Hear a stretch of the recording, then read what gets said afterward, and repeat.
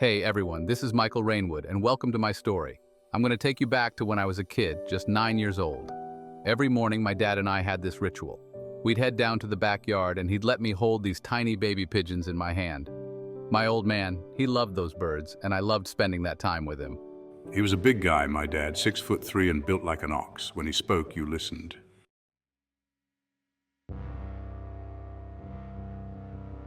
It was a freezing morning, one of those Long Island winters that just cut right through you. I was bundled up in bed when my dad's voice boomed through the house. Michael, let's go check the baby birds. Even through the door, I could hear the excitement in his voice. I couldn't let him down, so I hopped out of bed and pulled on my clothes. We stepped out into the backyard, the cold air biting at our faces. My dad went to the coop and bent down, his large frame dwarfing the wooden structure. He pulled out a baby pigeon, its feathers still soft and downy, and placed it in my waiting hands.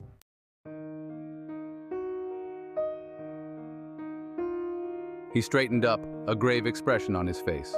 The baby got out of the nest, Mikey. It didn't make it. He held out his hand, revealing a tiny, lifeless form. I was devastated. I watched, tears streaming down my face as my father dug a small hole in the frozen ground. He gently placed the baby bird inside and covered it with earth. You gotta be tough, son. This is life. Everything dies.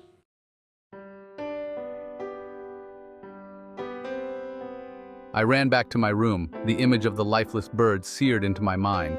Burrowing under the covers, I let the tears flow freely. My dad's words, "Everything dies," echoed in my ears. Up until that moment, death had been a distant concept, something that happened to other people, not to those I loved. I was raised to believe in God, to turn to Him in times of need, so through tear-filled eyes I prayed. I prayed for understanding.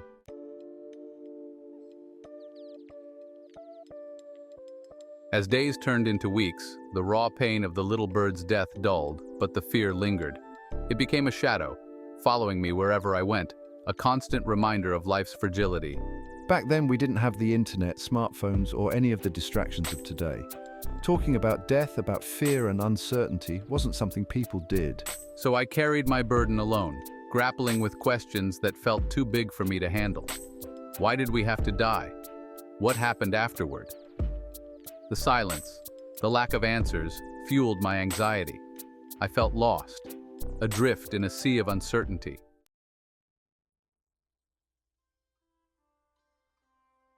I tried to find solace in my faith. I went to church with my family every Sunday, listened intently to the priest's sermons, and recited my prayers with newfound fervor. But the doubt lingered. The more I thought about it, the more I questioned. I started to see the world differently, noticing the intricate details of nature. There was a beauty, an order to it all that seemed to point to something greater than myself. Could there be a creator, a guiding hand behind it all?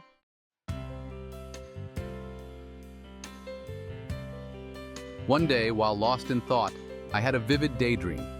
I was walking through a dense forest, the sunlight filtering through the canopy above. I stumbled upon a clearing, and there in the center stood a small, weathered cabin. The cabin was ancient, its wooden walls covered in moss and vines. As I approached, I felt a strange sense of peace wash over me. Suddenly, a voice startled me.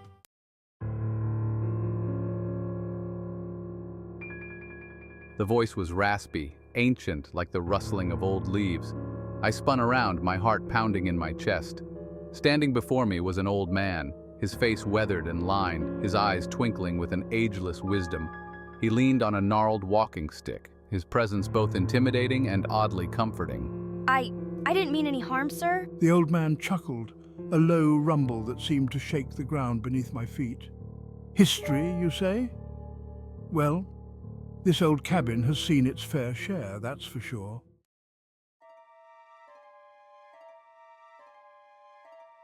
He paused, his eyes twinkling with amusement. Course, some folks say it's haunted, built on an ancient Indian burial ground, but you seem like a smart lad. What do you think? I hesitated, unsure how to respond. I don't know, sir. The old man nodded, a knowing smile spreading across his face. That it is, son. Everything has a cause, a reason for being. He leaned closer, his voice dropping to a conspiratorial whisper. Sometimes the truth is stranger than fiction, and sometimes it's hidden in plain sight.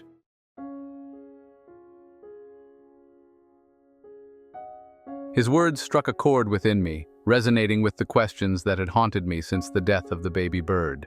I thought about the intricate design of a bird's wing, the way a seed transformed into a towering tree, the delicate balance of the ecosystem. It all seemed too perfect, too interconnected to be random. The idea took root in my mind, a seed of belief sprouting in the fertile ground of my childhood wonder. If intelligence was required to create something as simple as a chair or a house, then surely something as vast and intricate as the universe must have had an intelligent creator as well. The thought was both exhilarating and terrifying. Exhilarating because it offered a sense of hope and purpose in a world that often felt cold and chaotic. As I walked away from the cabin, the old man's words echoing, I knew my life would never be the same. A thirst for knowledge awakened within me, a longing to understand the mysteries of the universe. It was the beginning of a lifelong journey, a quest for truth down many paths. The seed of belief planted that day would continue to grow, nurtured by my experiences.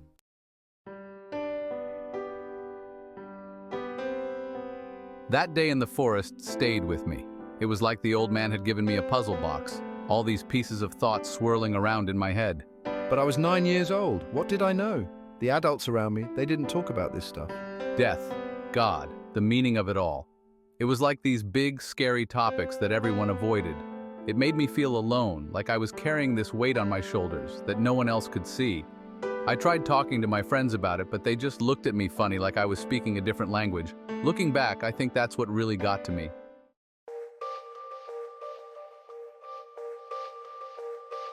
We didn't have the internet back then, not like kids today. There was no Googling why do people die or watching YouTube videos about the meaning of life.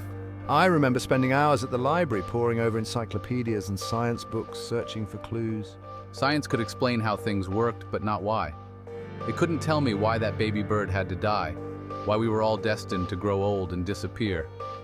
I yearned for something more, something that spoke to the longing in my heart, the need for meaning and purpose. How could anyone look at the world around us, at the intricate beauty of a flower, the power of a thunderstorm, the delicate balance of an ecosystem, and not see the hand of a creator?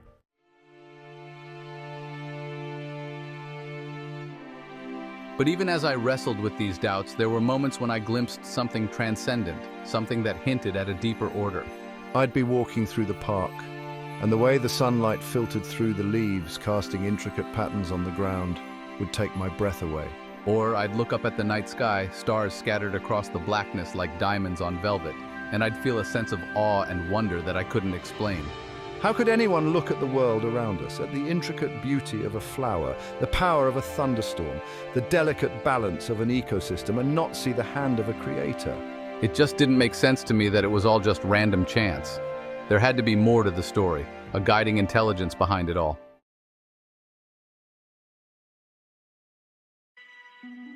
But even as I clung to this belief, doubts continued to gnaw at me. If there was a God, why was there so much suffering in the world? Why did bad things happen to good people? Why did innocent creatures like that baby bird have to die? These questions haunted me, keeping me up at night.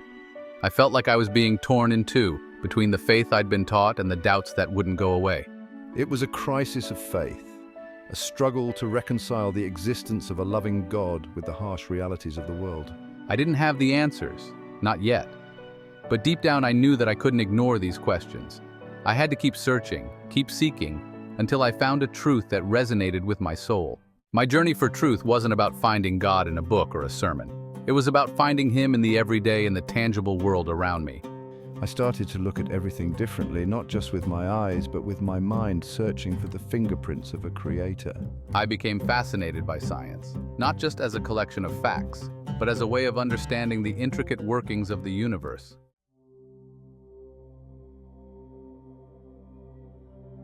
I found it in the most unexpected places, in the delicate symmetry of a snowflake, each one unique, in the relentless cycle of the seasons, life springing from death. I saw it in the way a spider spun its web, a marvel of engineering. I saw it in the vastness of the night sky, stars scattered across the cosmos. Everywhere I looked, nature was whispering the same message. Look closer. Don't you see the hand of the artist?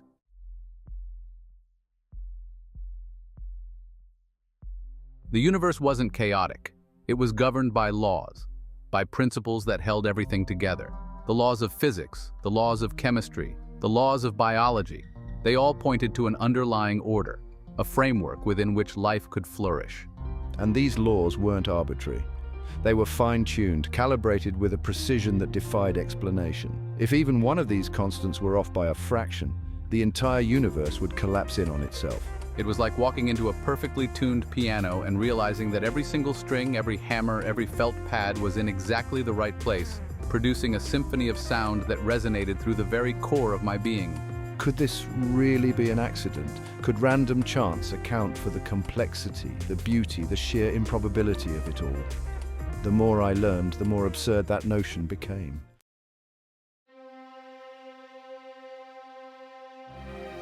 To believe that the universe was nothing more than a cosmic accident was to deny the very evidence of my senses. It was to believe that order could arise from chaos, that complexity could emerge from randomness. It was like finding a watch on the beach and believing it had assembled itself. No, there had to be more to the story. There had to be a watchmaker, a painter, a conductor behind the symphony of existence.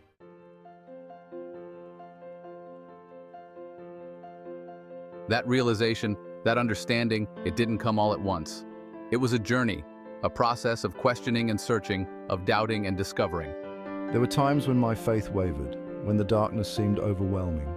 But even in those moments, even when I couldn't feel God's presence, I held on to the belief that He was there, working in ways I couldn't comprehend. I learned that faith wasn't about having all the answers. It was about trusting in something bigger than myself, even when I didn't understand. It was about embracing the mystery, acknowledging that there were things in this world beyond human comprehension. And that was okay. In fact, it was more than okay. It was humbling, awe-inspiring to realize that we were part of something so much greater than ourselves.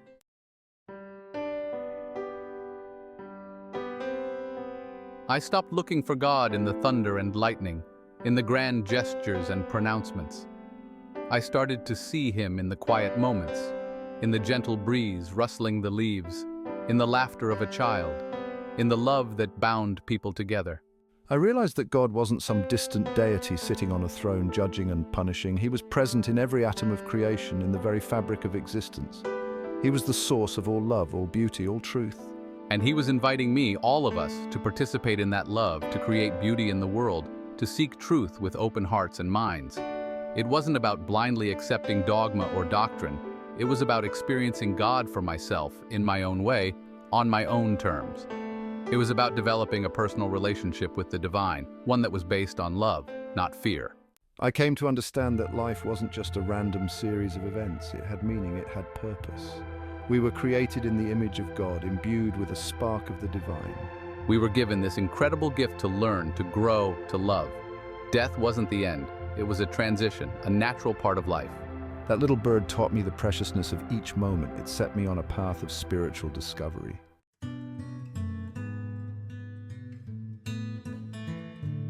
I still don't have all the answers. There are still mysteries that elude me, questions that keep me up at night. But I'm no longer afraid to ask those questions, to wrestle with doubt, to embrace the unknown.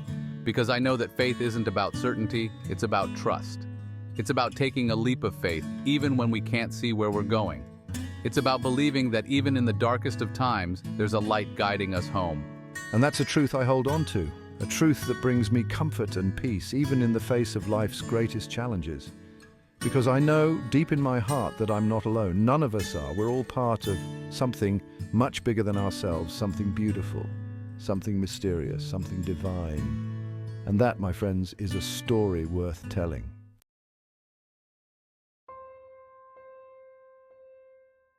That little bird, that cold day on Long Island, it was a turning point in my life. It forced me to confront the big questions, the ones we often try to avoid. And you know what? I'm grateful for that, because it led me to where I am today, to a place of peace, of understanding. My father, he didn't have all the answers, but he taught me something that day that no book or sermon ever could. He taught me that life is precious, that it's fleeting.